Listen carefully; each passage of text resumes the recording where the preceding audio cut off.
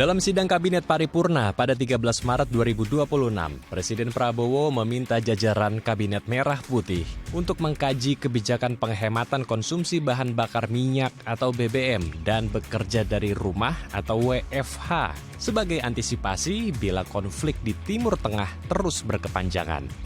Pasalnya, Prabowo menekankan bahwa BBM dapat mempengaruhi banyak sektor seperti bidang pangan, industri retail, pendidikan, dan keuangan negara. Karenanya kebijakan harus diakselerasi dengan langkah proaktif, yaitu penghematan BBM. Prabowo juga mengatakan bahwa sudah ada negara yang telah melakukan langkah penghematan konsumsi BBM, seperti Pakistan yang menerapkan kebijakan layaknya pandemi COVID-19, di mana kantor swasta dan pemerintahan menerapkan kebijakan bekerja dari rumah atau WFH bagi 50% pegawainya. Namun disertai dengan pengurangan gaji para pekerja. Pakistan juga melakukan kebijakan memotong ketersediaan atau penggunaan BBM untuk semua kementerian, serta mewajibkan 60% kendaraan pemerintah untuk tidak digunakan setiap hari. Lantas, apakah kebijakan WFH untuk menghemat BBM di Indonesia tepat? Ya, untuk membahasnya lebih lanjut kita telah terhubung langsung dengan Trubus Rahardiansyah selaku pakar kebijakan publik. Kita langsung sapa. Selamat siang Pak Trubus. Assalamualaikum. Apa kabar di sana Pak? Waalaikumsalam Mas. Kabarnya baik-baik saja. Sehat selalu pokoknya.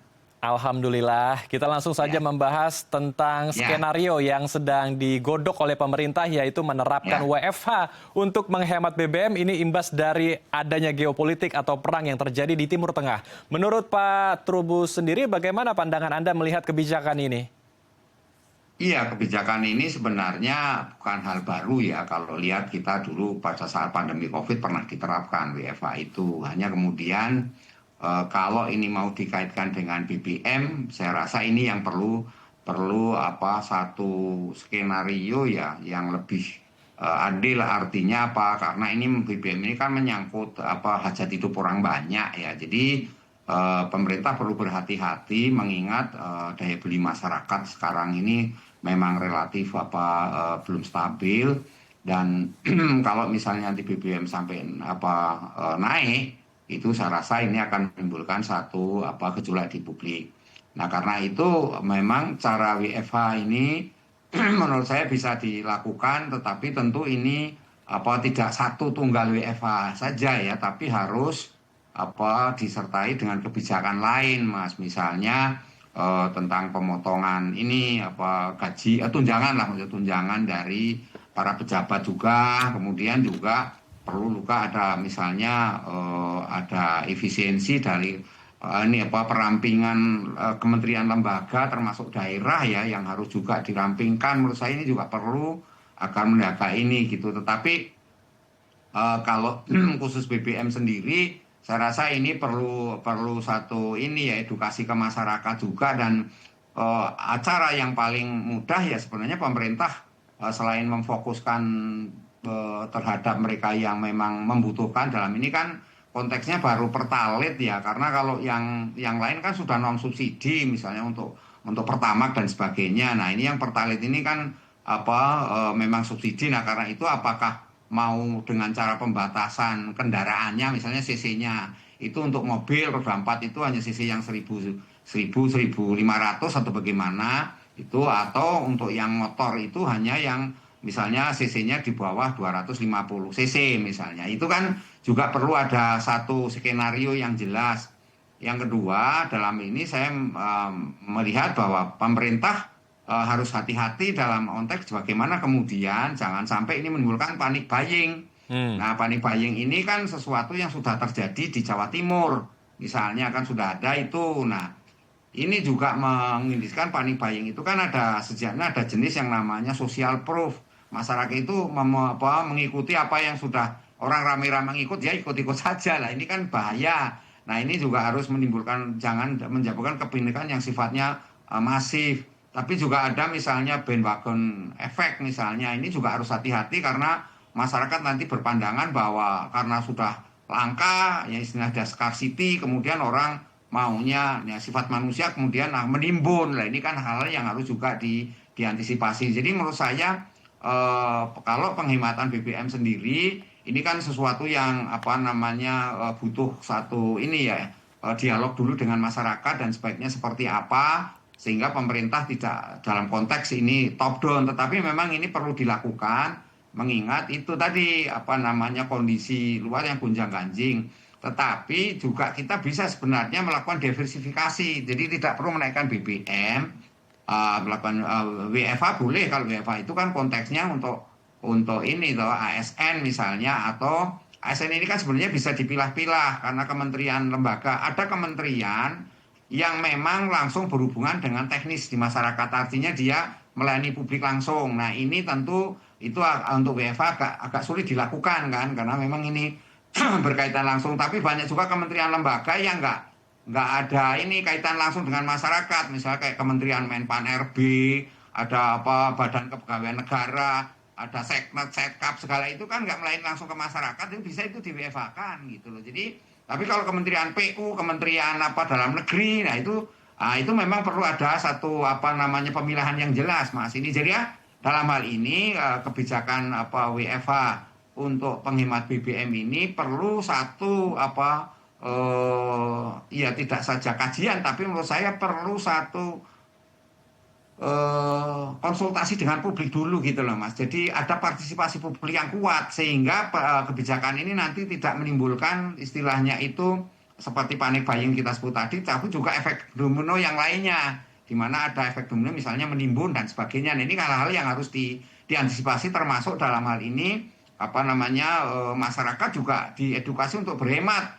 Nah, di samping juga ada kebijakan-kebijakan lain Mas yang penting dilakukan oleh pemerintah, misalnya program-program yang prioritas itu perlu dilakukan penyesuaian sehingga nanti misalnya total kalau dihitung-hitung itu total sekitar bisa 350-an triliun Mas kalau memang efisiensi ini bisa dilakukan dengan cukup ini ya, cukup apa penuh perhitungan lah karena seperti artinya tidak hanya untuk BBM ya, tapi juga WFH ini, tapi juga kebijakan yang lain juga perlu disesuaikan begitu.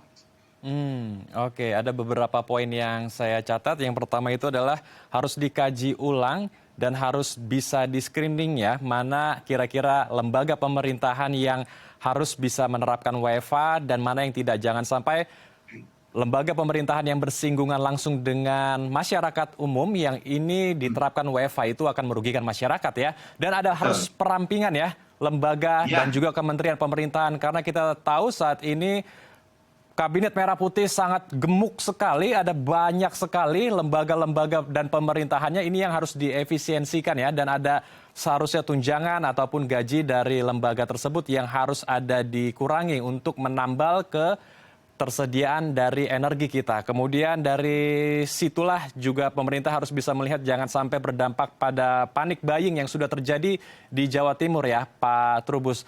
Lalu bagaimana agar memastikan para lembaga pemerintah ataupun ASN yang bisa menerapkan WFH ini betul-betul bisa menerapkan WFH. Mereka tidak menggunakan kendaraan-kendaraannya sehari-hari untuk bekerja.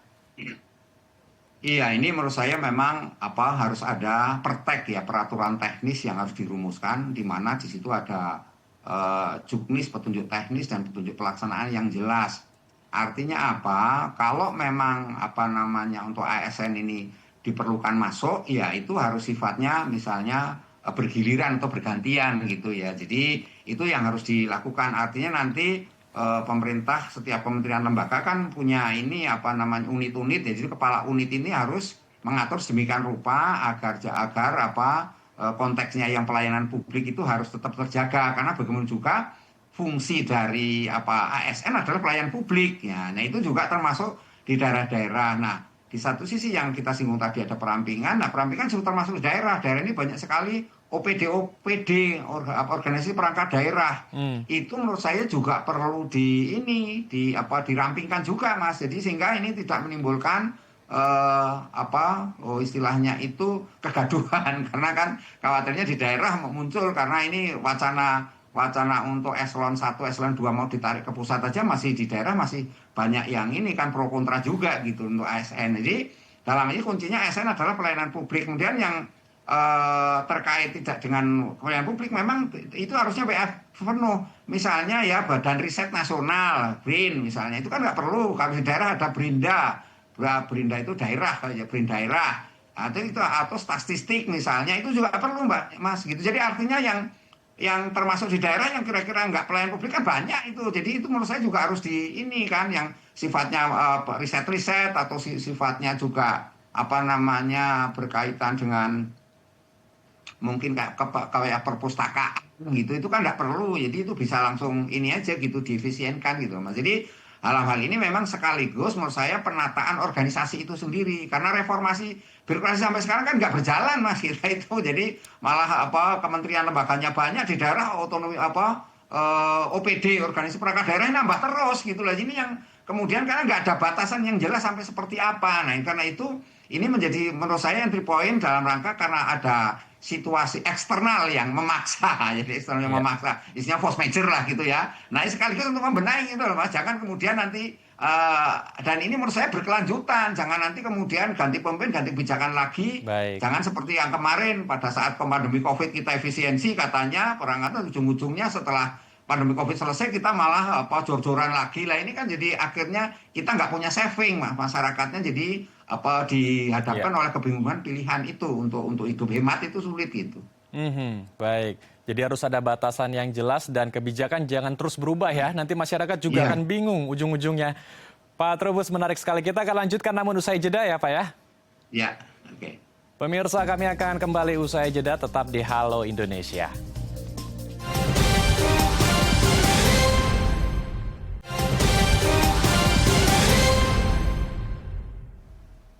Terima kasih pemirsa, Anda masih bersama kami di Halo Indonesia. Kita akan lanjutkan diskusi hangat kita bersama dengan Trubus Rahardiansyah selaku pakar kebijakan publik.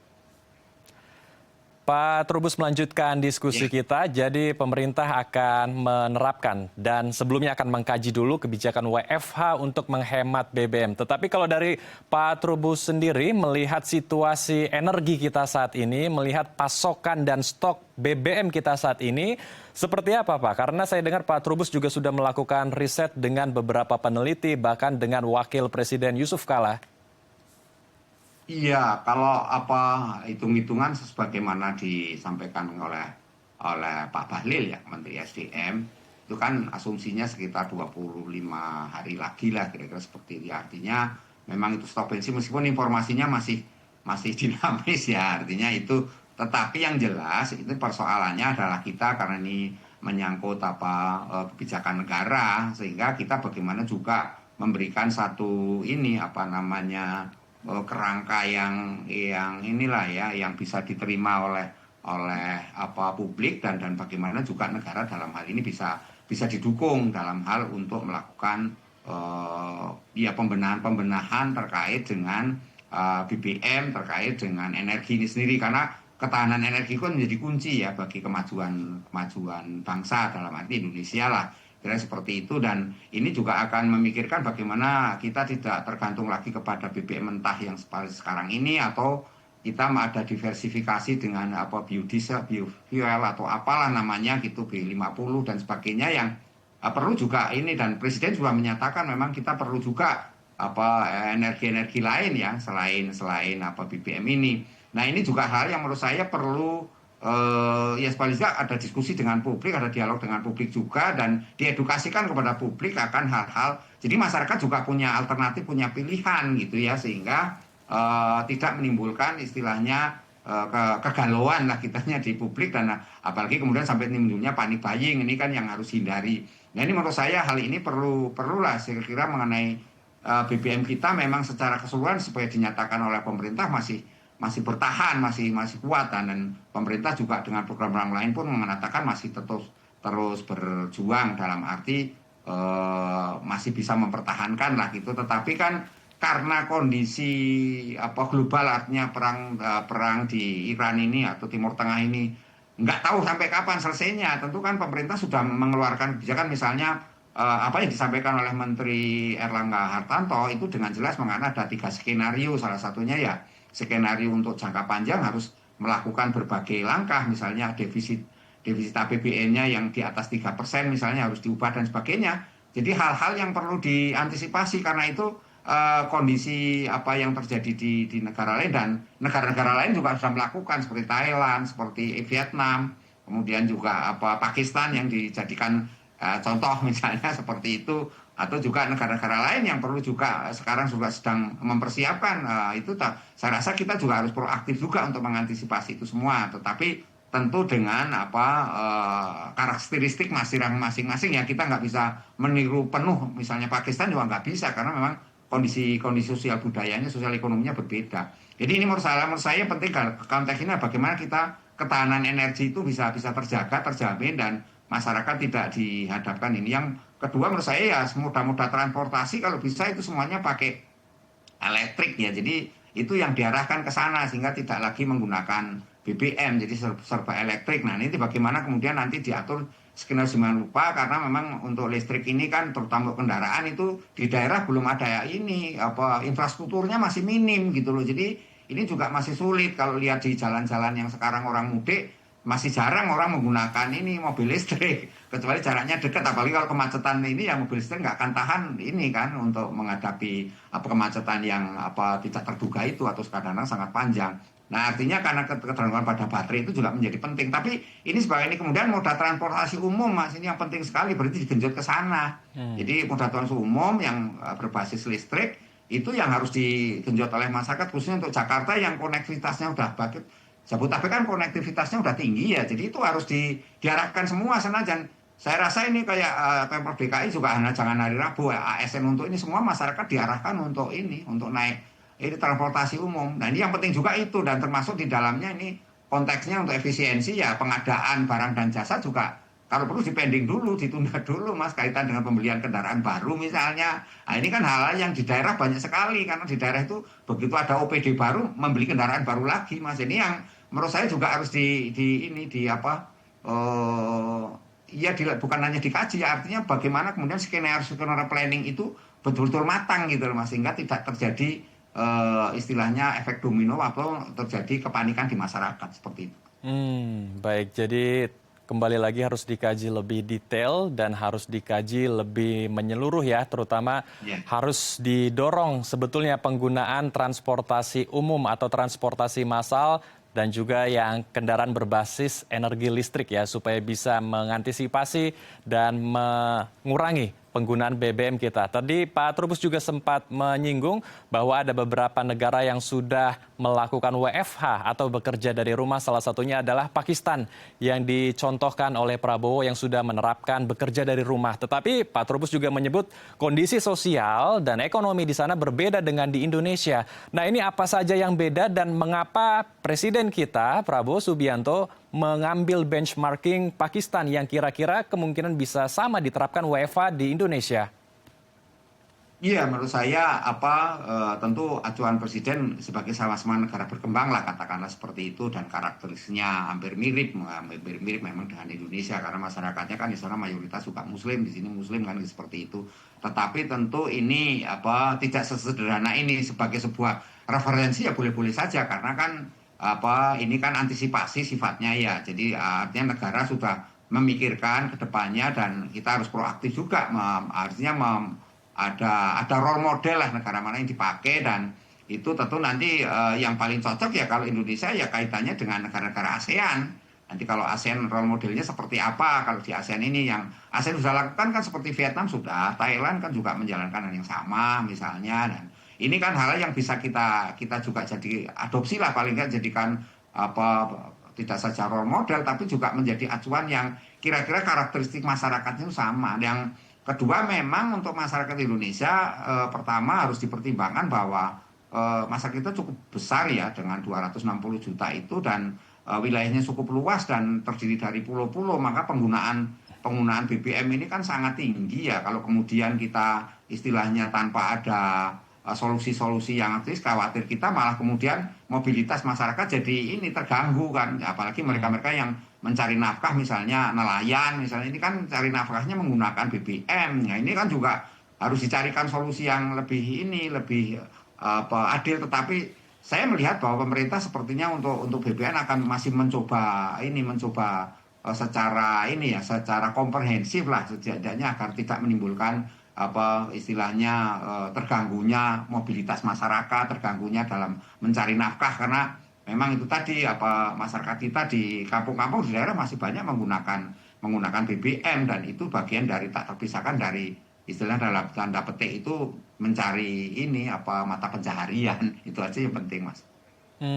Baik, semoga diskusi kita hari ini didengar pemerintah sehingga pemerintah juga bisa mengkaji ulang semua skenario yang akan diterapkan untuk menghemat penggunaan BBM. Terima kasih Pak Trubus telah berbagi pandangan bersama kami di Halo Indonesia. Salam sehat. Assalamualaikum. Selamat kembali beraktivitas Pak Trubus. Waalaikumsalam. Sama-sama. Pemirsa, menyambut Nyepi, umat Hindu di Pura Aditya Jaya Rawamangun, Jakarta Timur melakukan prosesi Tawur Agung. Seperti apa? Usai jeda di Halo Indonesia.